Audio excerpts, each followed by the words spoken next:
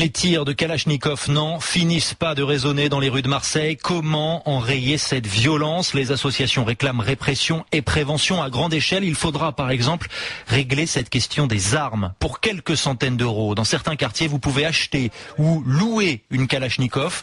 Des petits caïds s'offrent ainsi des armes de guerre réservées il y a quelques années encore au grand banditisme. D'où viennent-elles? Pourquoi sont-elles si nombreuses, ces armes?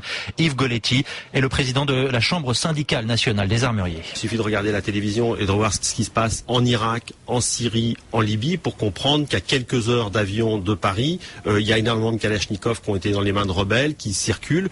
Donc ces armes-là prolifèrent très près de notre pays. C'est du métal, ça se détecte pas, c'est dans des camions, c'est au fond d'un coffre. C'est très difficilement détectable par rapport à de la drogue. Donc lutter contre ce trafic d'armes est très difficile. Yves Goletti avec Annabelle Roger sur le front politique depuis Madrid. En réponse à la sénatrice socialiste Samia Ghali, François Hollande a dit non à l'armée dans les quartiers.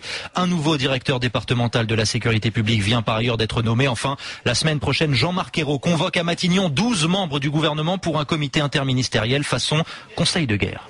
Si j'ai pris l'initiative de cette réunion, c'est pour montrer la détermination du gouvernement à ne pas laisser les choses dériver comme ça s'est fait depuis des années. Je connais certains quartiers de Marseille qui depuis des années ont été laissés totalement à l'abandon. Et quand vous laissez à l'abandon, que vous avez des taux de chômage de 60% parmi les jeunes, que les logements sont dégradés, qu'il n'y a même pas une salle pour se réunir, qu'on laisse l'école se déglinguer, alors se met en place une économie souterraine. Eh bien moi je ne veux pas. C'est pas ça la République. C'est pour ça que j'ai pris cette initiative.